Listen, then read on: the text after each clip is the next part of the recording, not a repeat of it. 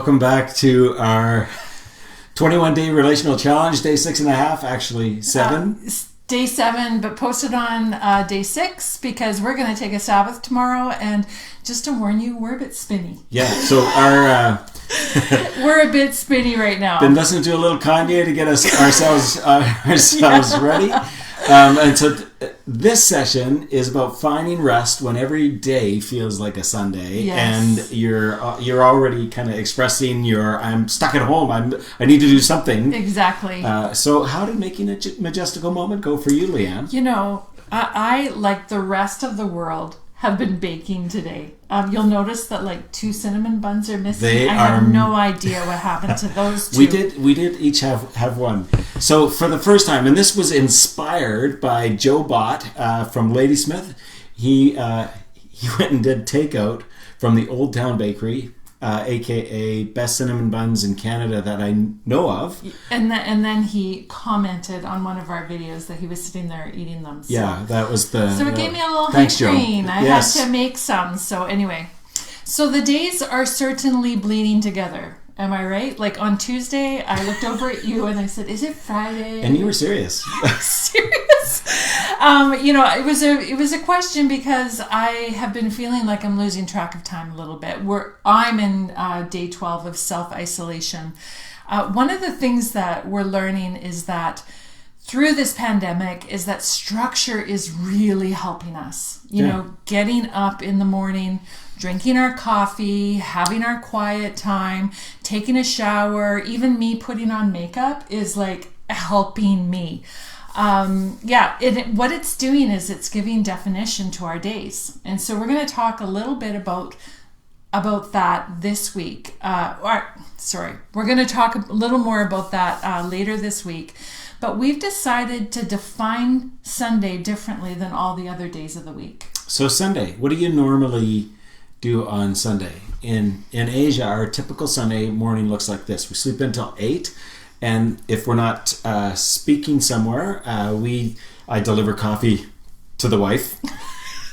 She's saying, "Don't call me princess anymore" during these things. We catch the 104 double-decker bus to get to church. We stop at Starbucks and for we have coffee. our little weekly check-in, how things are going with life and ministry, and then we go to church at Sky City Church on the 75th floor. And then after, it's my favorite. We go for dim sum with our life group, and there are a couple of excellent orderers in our group. You know who you are. You know who you are. And then we go home. We buy flour on the way home. We bake bread. Lots of times you'll go play tennis. Safe, no hands, no touching tennis. It's good. And of course, when we're in Canada, we attend Living Waters Church, and you always say to me that we can stop at Blacksmith Bakery. It gets me out of bed in the morning. So today's challenge is brought to you by carbohydrates. Exactly. So we practice something called Sabbath, and we want to share it with you today, and it may get some ideas flowing for you. Exactly. So Sabbath. What is Sabbath? By definition, it is to cease from working. It's stopping and stepping out of the rat race. And from the beginning, God modeled a rhythm or a life pattern of work and rest. So through creation, he worked for 6 days and declared that it was good and rested for 1. When the Israelites were making their way to the promised land, God had them on a rhythm of traveling for 6 and then resting for 1. He made provision on the 6th day, kind of a double cinnamon bun, double manna kind of day. Double the bread day, yeah. So that they could rest. And finally, in the 10 Commandments, the Sabbath shows up as one of the 10 Commandments. Like it's right up there with "Thou shalt not kill." You know, like remember the Sabbath day to keep it holy. So this whole Sabbath concept is pretty important to God. The question, however, is this life pattern kind of an old-fashioned legalistic rule that has no bearing on our lives today, or is it something that should be considered as we order our 21st century lives, and is it something to consider while we're in self-isolation? So we want to look past the rules, which people often reduce it to and just go, oh, you can't do this, you can't do that, you can't do this. And instead we want to look to the heart of Sabbath. Scripture tells us that the nation of Israel was enslaved in Egypt. They were used and abused with no opportunity to rest. Their job was to produce more and more and more for a tyrannical leader who was never satisfied. And so there was no such thing as taking any time off. So they finally escaped because of the supernatural power of God, the courageous leadership of Moses, and they were led and commanded to practice Sabbath. It was like God was saying, okay, you are not slaves anymore. You can rest. I'm going to provide for what you need. So what does this have to do for us today?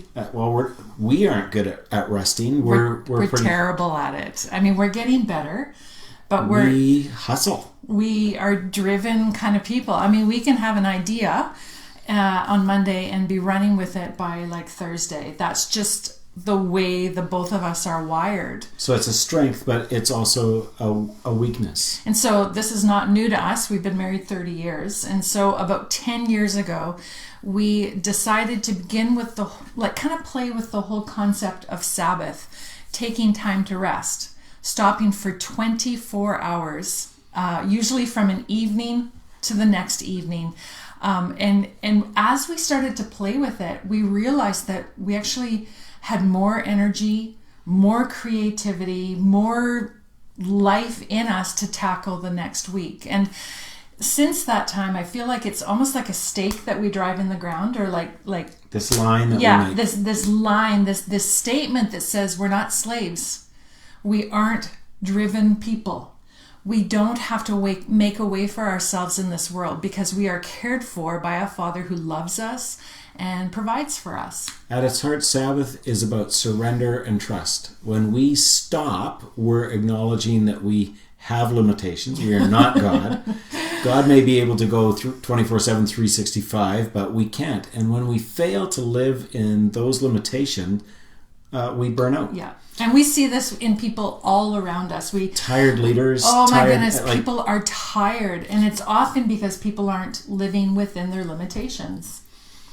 When we practice Sabbath, it's like we surrender.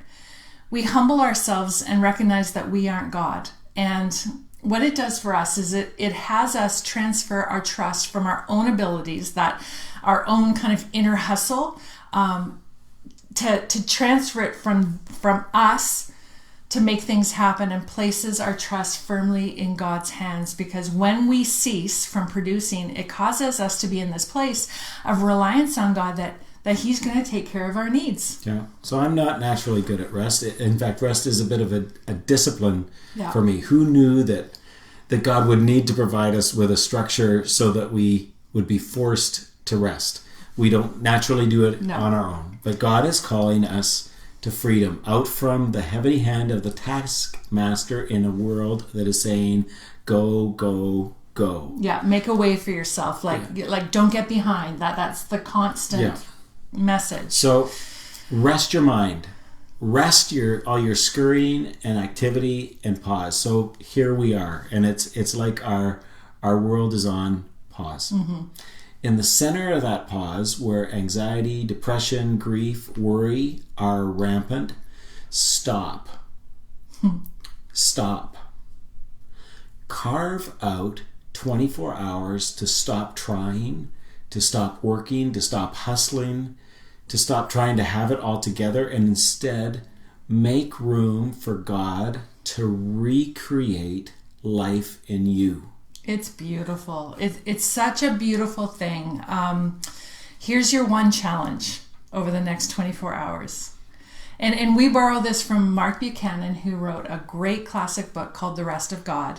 And his one rule for Sabbath is, don't do anything that you have to do. Don't do anything that you have to. I have to. Yeah, exactly. I have to pay the bills. I have to.